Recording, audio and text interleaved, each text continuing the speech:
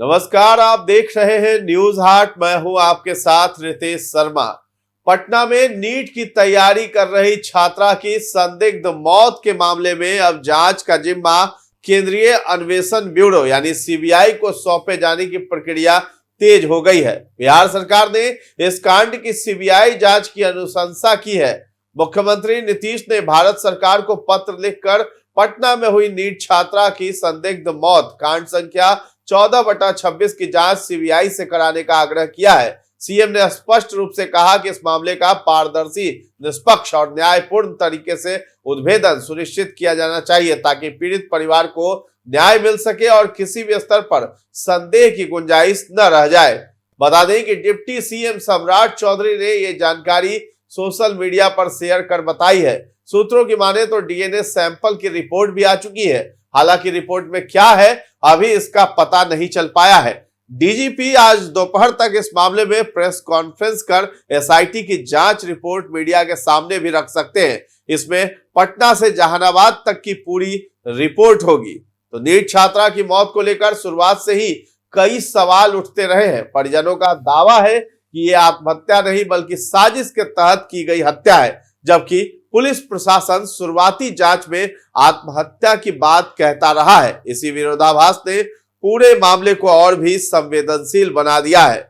शुक्रवार को छात्रा के माता पिता और परिजन बिहार के डीजीपी से मिलने उनके आवास पहुंचे थे। उन्हें उम्मीद थी कि शीर्ष पुलिस अधिकारी से बातचीत के बाद उन्हें न्याय का भरोसा मिलेगा, लेकिन मुलाकात के बाद उनका गुस्सा और दर्द दोनों ही फूट पड़ा। परिजनों का आरोप है कि डीजीपी कार्यालय में उन्हें निष्पक्ष जांच का भरोसा देने के बजाय समझौते और आत्महत्या की थ्योरी स्वीकार करने की सलाह दी गई। बता दें कि पीड़ित परिवार जब डीजीपी के आवास पर था, उस दौरान एसआईटी की टीम और पुलिस अधिकारी भी मौजूद थे। मुलाकात के बाद छात्रा का परिवार गुस्से में डीजीपी आवास से बाहर निकला था। उनको डिप्टी सीएम सम्राट चौधरी से मिलने के लिए भी कहा गया, लेकिन परिवार काफी गुस्से में था। वो सम्राट चौधरी के आवास पर नहीं गए, जहानाबाद के लिए निकल गए थे। डीजीपी से मुलाकात के बाद छात्रा के भाई ने भी कहा था कि डीजीपी से मीटिंग के दौरान मां से कहा गया कि मान लीजिए आपकी बेटी ने सुसाइड किया है, उसके साथ रेप नहीं हुआ है। छात्रा की मां ने कहा कि मेरी बेटी को कोई न्याय नहीं दिलवा पा रहा है, गड्डी मिली है सभी को, हम गड्डी नहीं दे पा रहे हैं। डीएसपी, एसपी सब बिके हुए हैं।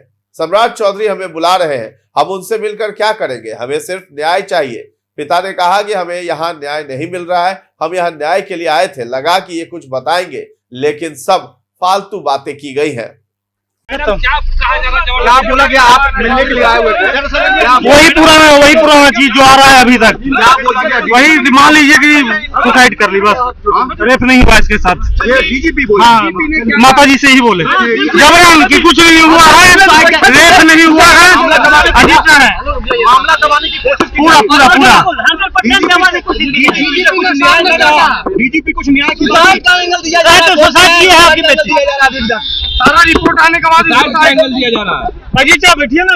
क्या बोल रहे हैं डीजीपी साहब? क्या बोले? न्याय क्यों लगा कि मिलेगा? कुछ नहीं, डीजीपी साहब जब रहता है तो फिर इस तरह भागते हैं हम लोग। कहाँ जाइए,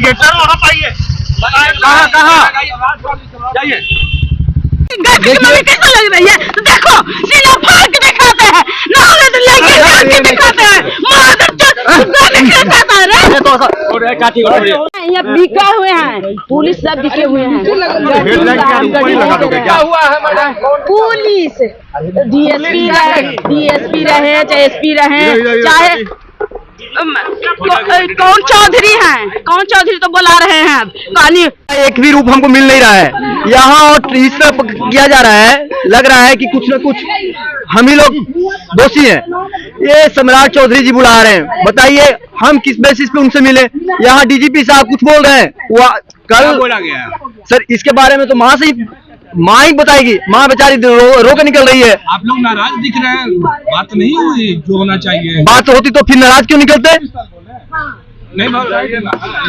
एक हिंदी दैनिक अखबार से जहानाबाद पहुंचने के बाद छात्रा की मां ने कहा है कि पुलिस अफसर कह रहे थे कि पीएमसीएच की रिपोर्ट अफवाह है, प्रभात हॉस्पिटल में जो बताया गया वो सही है। मैंने कहा कि कैसे मान लूं सर, आप भी एक पिता है, अपने सीने पर हाथ रखकर कह दीजिए कि सब कुछ गलत है, या कहिए तो मैं न्यूड होकर खुद को आग लगा लेती हूँ, खुद ही फांसी चढ़ जाती हूँ। उसके बाद पुलिस वालों ने मुझे चुप करा दिया। वो बोले कि चलो सम्राट चौधरी से मिलने के लिए। हम लोगों को खींच कर गाड़ी में बिठाने लगे। पुलिस अफसर ने भी कहा कि तुम नहीं जाओगी, केवल पिता जाएंगे। हमने सोचा वहां जाकर भी क्या होगा, जो बात पुलिस बोल रही है वही कहा जाएगा। परिजनों ने गंभीर आरोप भी लगाया है कि जब उन्होंने आत्महत्या की थ्योरी मानने से इनकार किया तो उन पर दबाव बनाया गया। छात्रा की मां के अनुसार उन्हें ये तक कहा गया कि अगर वे नहीं मानेंगे तो परिवार के सदस्यों के ब्लड सैंपल लिए गए हैं और ये साबित किया जाएगा कि परिवार के ही किसी सदस्य ने गलत किया है। इतना ही नहीं, ये भी कहा गया कि अगर वे नहीं माने तो केस सीबीआई को सौंप दिया जाएगा और उन्हें 2-3 साल तक न्याय के लिए भटकना पड़ेगा। बता दें कि परिजनों का आरोप है कि पोस्टमार्टम रिपोर्ट से जुड़े तथ्यों को लेकर भी उन्हें मौखिक रूप से गुमराह किया गया। उनका कहना है कि कई अहम सवाल अब भी अनुत्तरित हैं, जिनका जवाब पुलिस नहीं दे पा रही है।